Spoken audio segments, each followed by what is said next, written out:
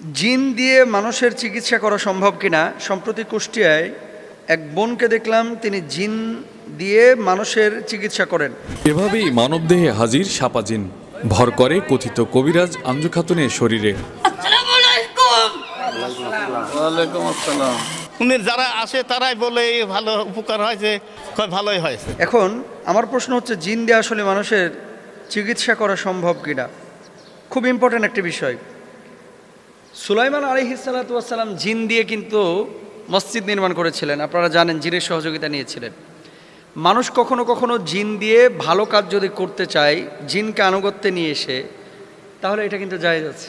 তবে হ্যাঁ, বদজিন যেগুলো আছে এগুলোকে আনুগত্য করে এগুলোকে কাছে নিয়ে এসে মানুষের খারাপি করা, এটা কোনোভাবে জায়েজ নেই। কুষ্টিয়ার কুমারখালীর কথা যখন বলেছে এই বোন, আমি খুঁজলাম যে কোনো ভিডিও আছে কিনা এটা নিয়ে।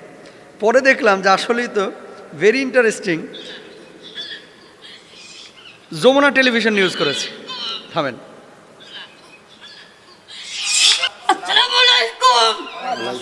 ওয়ালাইকুম আসসালাম।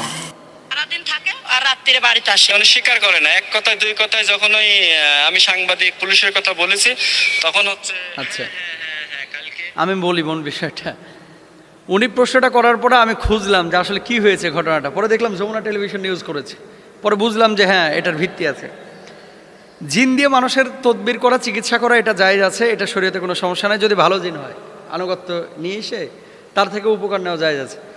এই মহিলা যে কাজ করেছে, এই মহিলা আল্লাহু আল্লাহু জিকির করে মানুষজন দাঁড়ায় থাকে, আমার কাছে জিন এসেছে।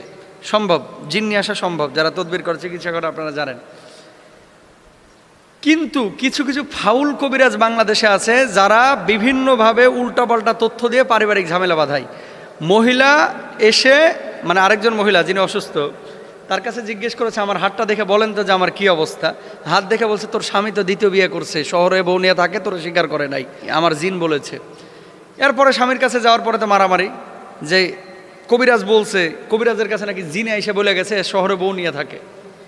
এমন পর্যায়ে চলে গেছে, এটা থানা পুলিশ পর্যন্ত হয়ে গেছে। সাংবাদিকের ভয় দেখাইছে, তারপরে স্বীকার করেছে যে না, আমি বলি নাই। যেই কবিরাজগুলো এই ধরনের কোনো কথা বা অ্যাটিটিউড দেখাবে, দেখেন, জিনের ঠেকা পড়ে নাই যে আপনার স্বামী কোথায় গিয়ে পরক্রিয়া করতেছে, কোথায় গিয়ে বিয়ে করছে, কোন হোটেলে গিয়ে কফি খাইতেছে, কোন হোটেলে চা খাইতেছে, সকালবেলায় পরোটা খাইছে না ডিম খাইছে, আলু ভাজি খাইছে না ডাল খাইছে। জিন আই সেইগুলো বলে যাবে, এগুলো জিনের ঠেকা পড়ে নাই। এখন বাংলাদেশের মানুষ কিছু কিছু জিনিস উল্টাপাল্টা একটু ভাব সব নিয়ে বলে ফেলায়, পরবর্তী সিচুয়েশনটা কি হবে এটা কিন্তু ফিকির করে না, চিন্তা করে না। এলাকা ভিত্তিক যে সমস্ত কবিরাজগুলো আছে, কবিরাজগুলো থেকে সাবধান। আল্লাহ রাসূল সাল্লাল্লাহু আলাইহি ওয়াসাল্লাম এই জন্য বলেছেন, আমার উম্মতের মধ্যে এক শ্রেণীর উম্মত আছে, যে উম্মতগুলোকে আল্লাহ রাব্বুল আলামিন বিনা হিসেবে আল্লাহ জান্নাতে দিবে। 70,000 উম্মত এরকম আছে, 70,000 উম্মত বিনা হিসেবে জান্নাতে দিবে আল্লাহ তাআলা। কারা এরা? লা ইয়াস্তারকুনা ওয়া লা ইয়াতাতায়্যারুনা ওয়া লা ইয়াতাওয়ুনা ওয়া আলা রাব্বিহিম ইয়াতাওয়াক্কালুন। এই যেই কবিরাজের কাছে যাচ্ছেন, ওই কবিরাজ পর্দা করে না। যেই কবিরাজের কাছে যাচ্ছেন, অনেক কবিরাজ নামাজ পড়ে না। যেই কবিরাজের কাছে গেছেন, ওই কবিরাজ অনেক সময় শরীর না পাক, ও তো কবিরাজি করতে পারবে না ভাই।